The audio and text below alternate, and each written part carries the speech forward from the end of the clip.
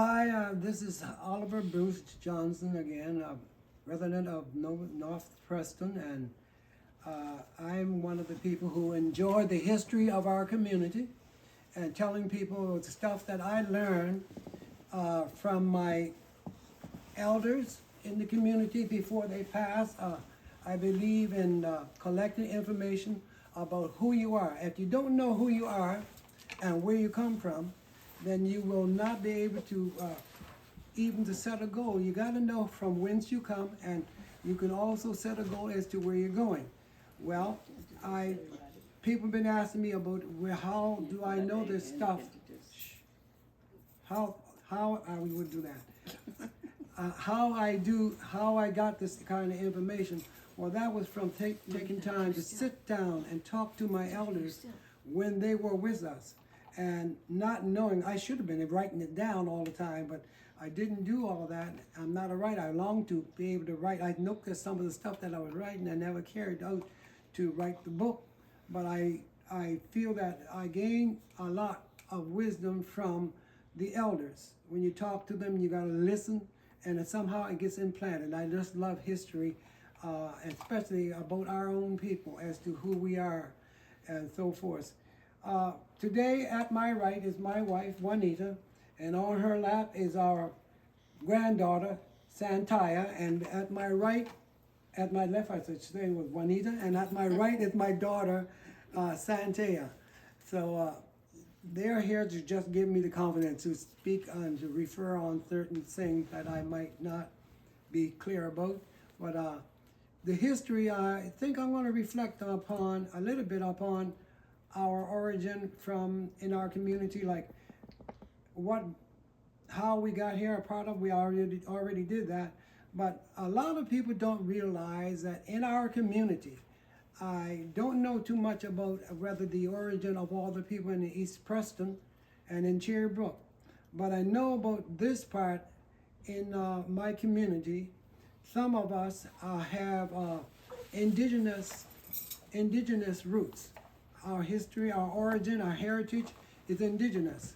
My great grandfather, his father was an indigenous person.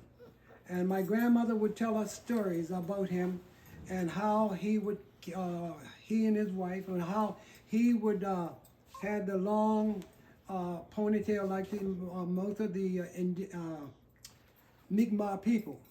And how they would taught them how to be able to take care of themselves, and medication, stuff like that, and root cellars and so forth. When the time that the people came in 1700, most of the black people did not know how to survive in this cold climate. Canada, and you still get people today who's coming from the warm south will say that, oh, it's cold here in Canada. Even during the summer, they say it's cold. Well, during the time when our people came, when they after they cleared land in the town of Dartmouth and Halifax, after they cleared so much land, when they used to live in Halifax, Dartmouth town, they were shipped out. And you might have heard tell of the stories about our people were marched back here and not expecting to survive. They were marched back here with the aid of the army, brought back here, and that's when the original community was being started. That would have been my great-great-grandfather, Joseph Smith, that was coming in here. And at that time, there was nothing but rocks. They came to a wilderness, and they called it the Barrens, and we still call it the Barrens. And they weren't living around the shore of the lake as it is now, but they were taken right back into what the beautiful land that we see there, the Barrens. Most of the young people in our community now, they don't know what it's like up there because it's been restricted and stuff has been done that you can't get back there. But that land is beautiful. It's beautiful land up on that barren land, and the rocks and so forth that are there that you never seen before, and you see plants and the thing that grows there, they are beautiful. You see wildlife there, and I think that what they did was they got the Waverly Game Sanction running into the land, a part of the land that is there that is owned by land that was claimed and owned by our ancestors. That land is part of it being crouched upon by people from other communities on the edge of where our community is.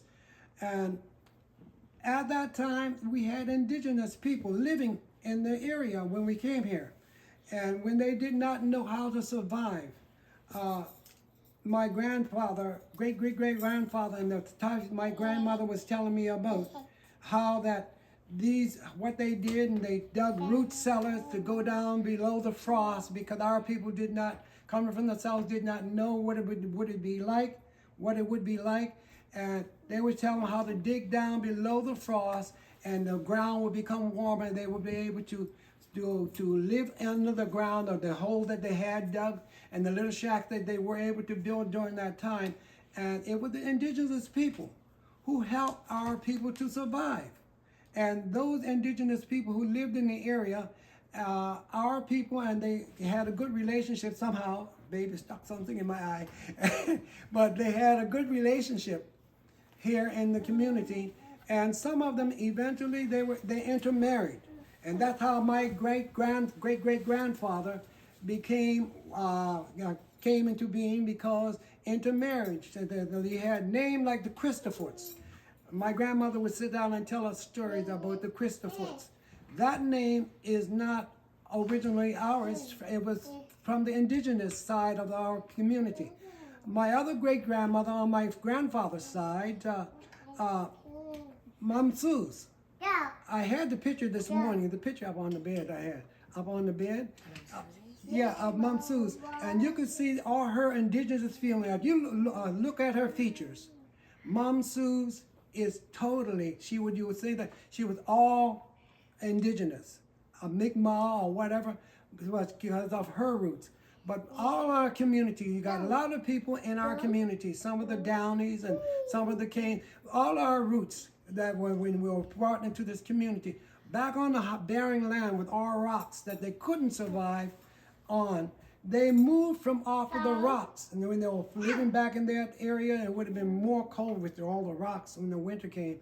And they moved out to this area now, around the shore of the lake. And all those people that you see here, they survived because of some help that came from the indigenous people. We need to do more research and try to find out what relationship and how far our indigenous relationships go in this community, because we can't deny it. We already know that some of us are from the indigenous people. We have some people who are descended from the Maroons, the one that did not go to Sierra Leone, but instead of going to Sierra Leone, they ran here in this community, the barren land, to make sure to escape from being taken and loaded on a ship and shipped off to Africa. When you had them coming, they were always complaining about the Jamaican Maroons when they came here, and they were complaining that after they helped to build the Halifax Citadel, that they were, when their work was finished, that they did not want to survive, to pay for their survival there. And the government from Jamaica, at the time, the colony government, had stopped providing money to look after them. And the government here, under John Wentworth and Parr, they had a hard time of what do we do, that these people need to survive. And so what happened is that these people, the Maroons, who worked, and now they're the youthfulness of far as I guess the general population, the dominant population was concerned. Well, there's no way that we can help them over in here, and they didn't have the money. And so what happened is the people who came from Sierra Leone, after they discovered that there were gold there, the white people who were there discovered there were gold, and they needed somebody to help, be a labor force, to help them in that piece of land on the northwest side of Africa, a little spot where there was gold, to take them back. And many of them did not want to go there, but they were forced to go, even though you will not be told that it was they were expelled from the community, just the same way as the Acadian people were expelled. but you will never hear that thing about the black people were being expelled and deported out of the country to go to Sierra Leone, until you look at it deeply and you listen to some of the stuff that was being said, where the people, some of them didn't want to go because of fear of not surviving and not hearing from those who did leave from behind.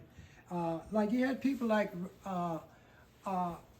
Father Burton, who was I don't know if you could call him, but Reverend Burton, not Burton, but Tom Peters, who went to Tom Peters, who was a black preacher, and he was preaching in down in people areas like Shelburne and so forth like that, and he was run out of town by the white people because he had baptized a white couple. And just show you how deep racism was. And they drove him out of the country, out of the town down there, and he came up in this area, and he did not stay here for long because of some of them were told that, oh, if you go to Africa, to Sierra Leone, that you'll get things will be better for you there, and they would have freedom and the right to do all that. Well, the same trick that was used on us was used on them. They got to go. And Tom Peters and some of the names that when people visit here in the 70s, I believe, or in the 80s, people from the Preston area went down and they found names down there like Cowley's and Brooks and Beals and Smith or something like that. Those names were there. Those were the people who were from here, who went there, and they carried the name. And none of them were the original name that belonged to black people, because they took our language from us. Our language was taken from us, and you were not allowed to speak. And when the slaves were brought here, they weren't allowed to speak their own language.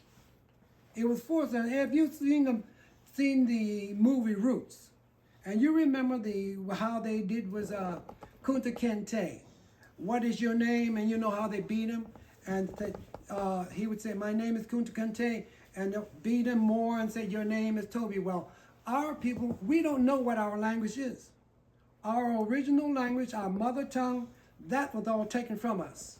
And as to what tribe we come from, we don't know. All we know is that we were taken in the same manner as animals. Like if a man wanted to buy a nice Berenstein, a cow or whatever, they would go to this place and that place, and they shipped them off wherever. Well, our people were being shipped off to this place, that place, whatever, as if we were no more than an animal.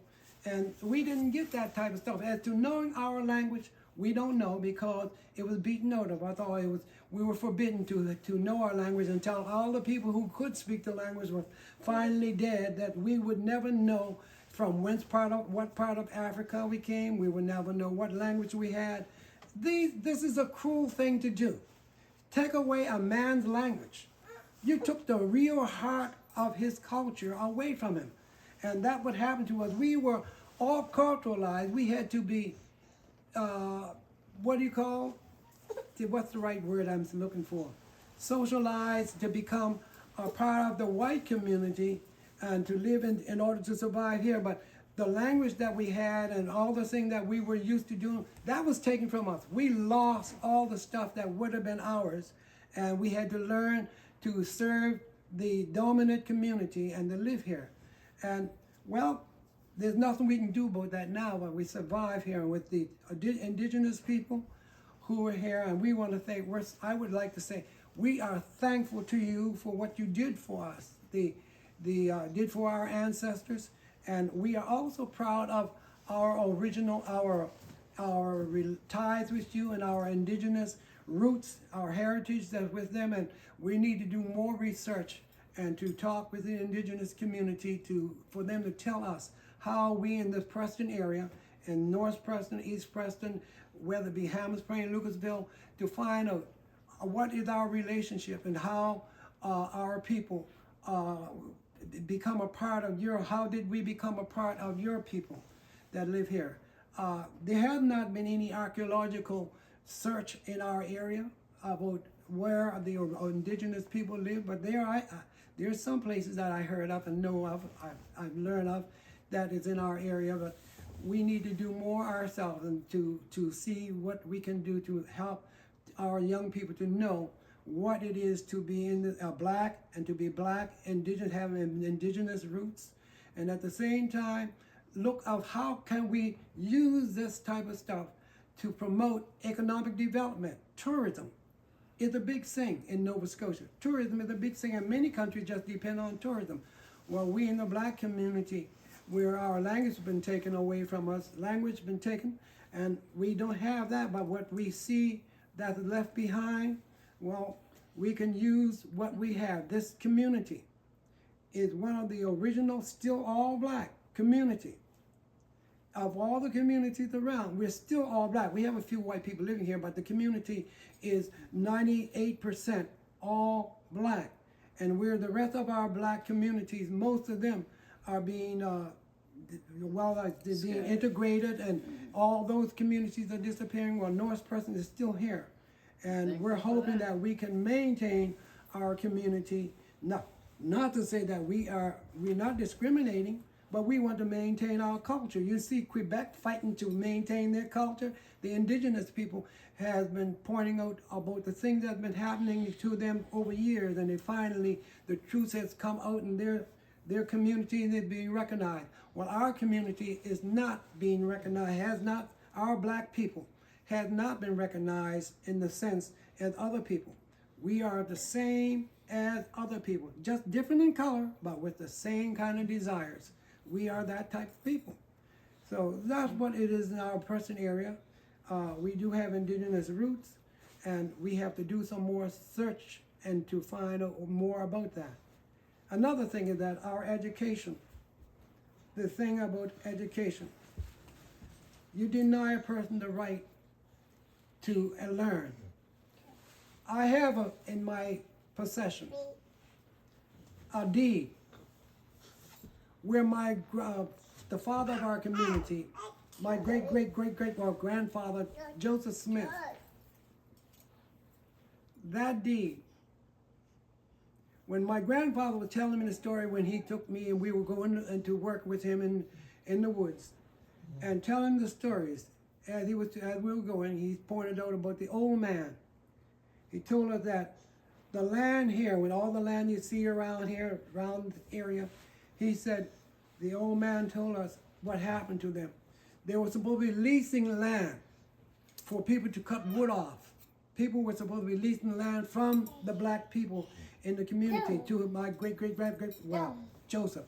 And so what happened is, when the time came for the land to be leased, what happened is that there were those who came, the white people who came. They came with documents. Instead of being a lease, they brought a deed. And our grandparents could not read or write. And if you've seen the deed, the deed just got an X. They didn't know A from B.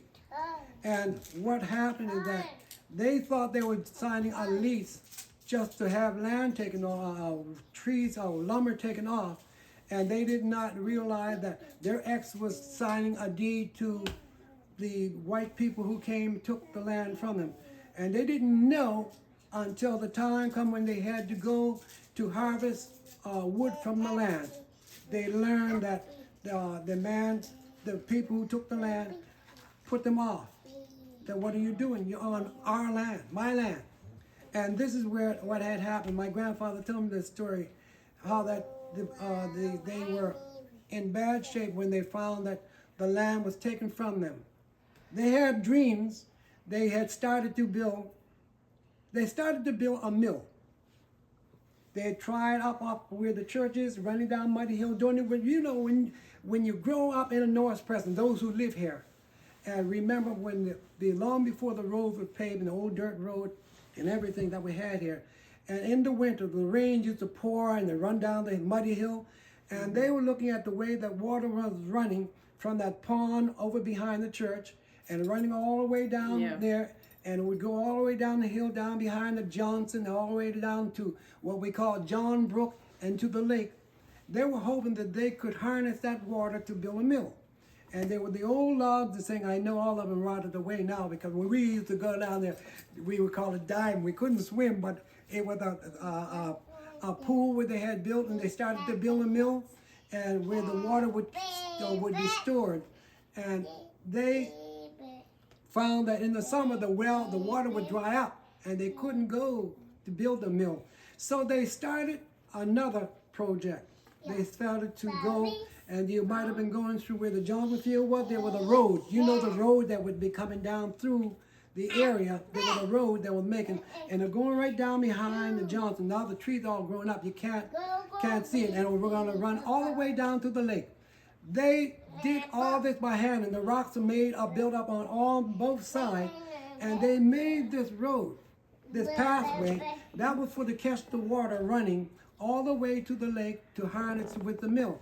And they found that there was not enough water to do that.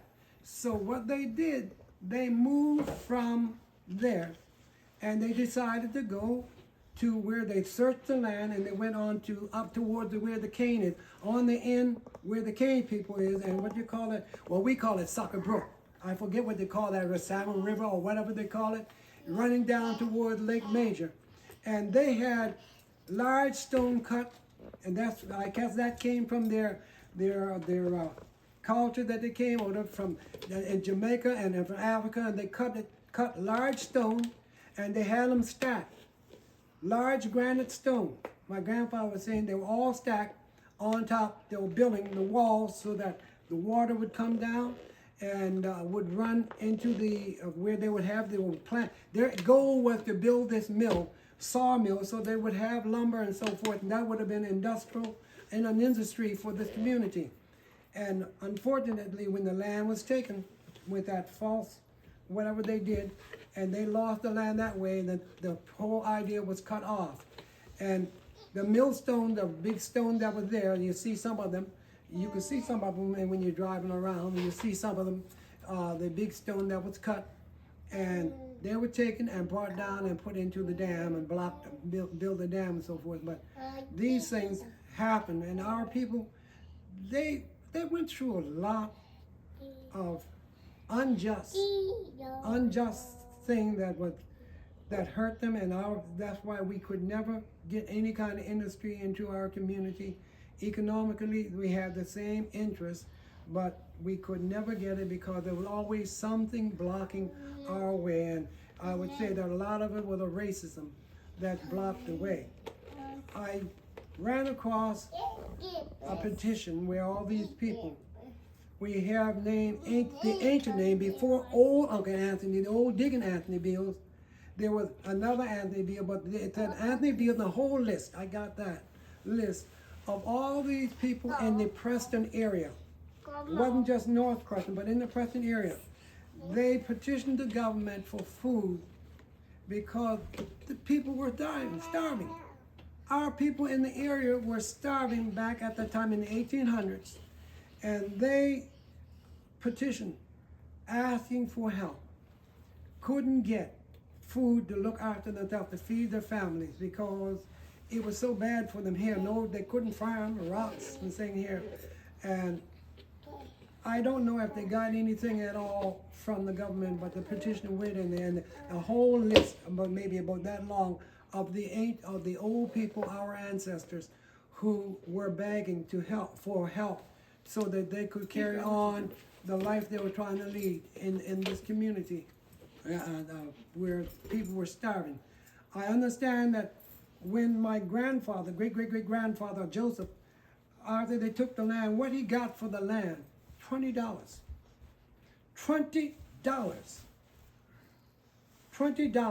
for the land that he didn't know that it was a land selling, but they gave him $20. Now he had a large family. I was from what my historical records were showing that he had about 19 children, but they were still hungry. They were starving here, and it said he got $20 for the land, and that's such a bad, that's such an ugly injustice that was done.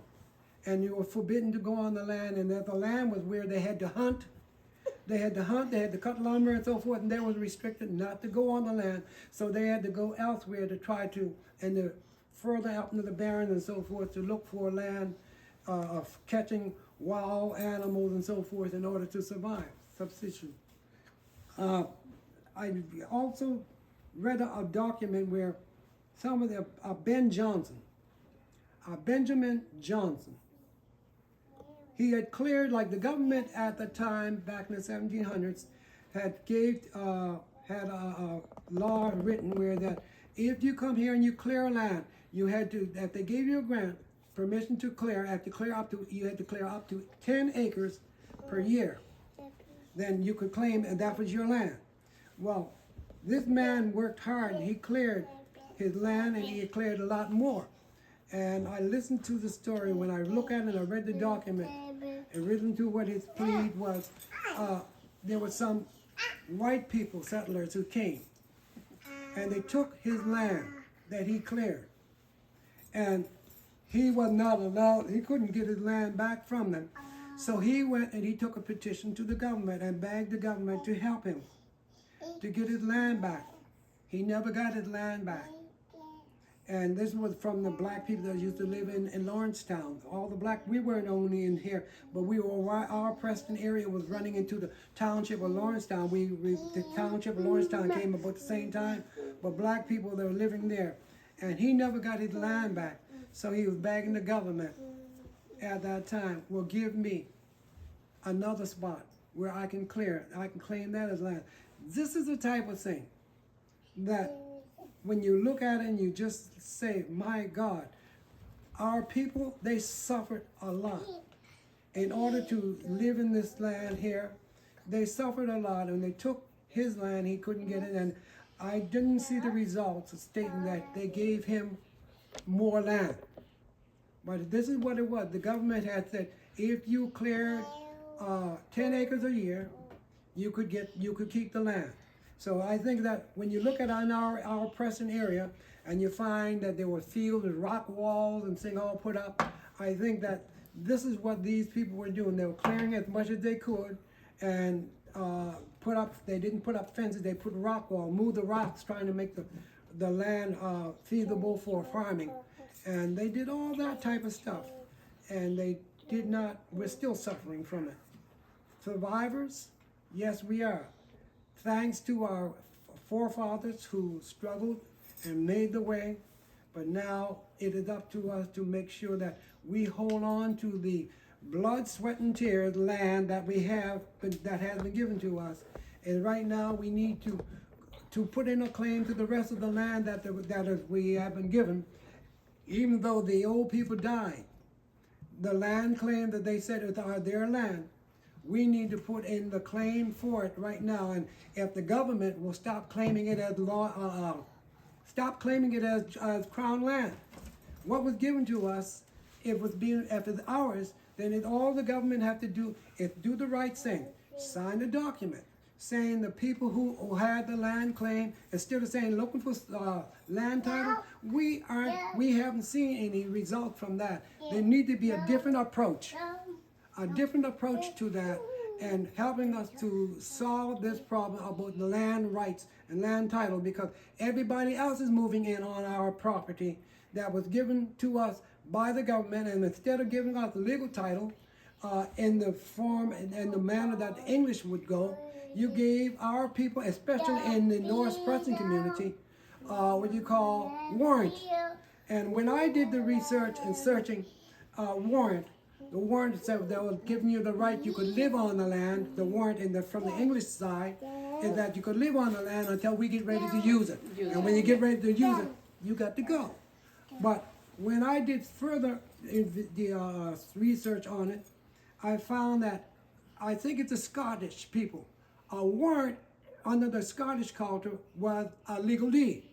So if this is New Scotland, Nova Scotia is New Scotland. That's what Nova Scotia stands for.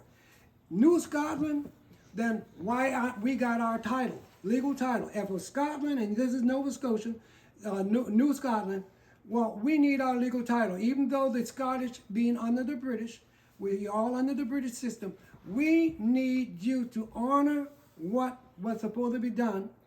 We honored and we were loyal to you. We did everything for the white community to help them to survive the American.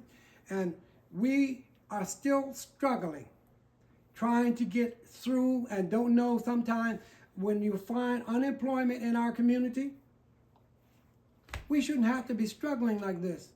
Our people don't want to be on welfare all their lives. You got some people who have no other choice but to go and seeking social assistance in order to survive.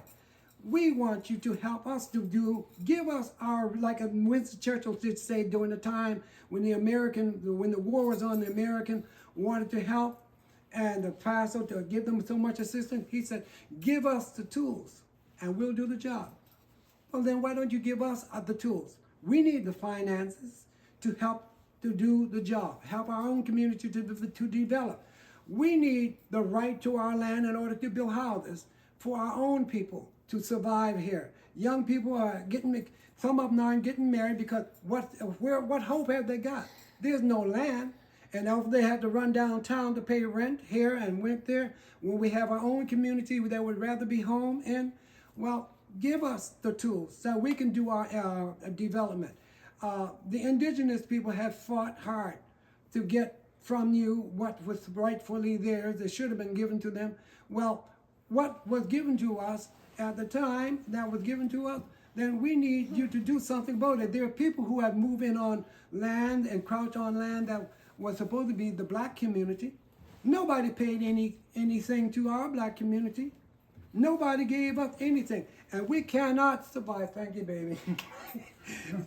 And we cannot survive without having some type of finances. If our committees or community going begging for money to try to develop houses for people to live in our community, we shouldn't have to do that. Trying to beg for land when the land was given to us, now we have to fight and argue and trying to get the government to grant us land for housing. That should not have to happen. You only have to, as I said, you got the power. The government got the power. Do what is right. Honor the promises. Instead of giving us broken promises, and don't wait for election to come up to try to help us, because over 200 to 400, almost 400 years now, we've been struggling and we haven't progressed too much except for we can read and write. We've been going to school, but still struggling to get through. But you need to do the right thing so that we can be proud of what we're doing to help to make this community, not only this community, to make this province, this society, a much better place. The more you help us to help ourselves, the more we can help you to be a better place for people to live in. We would like to see people from Africa come into our community to live in. They don't have to always live down in the city where the dominant people is.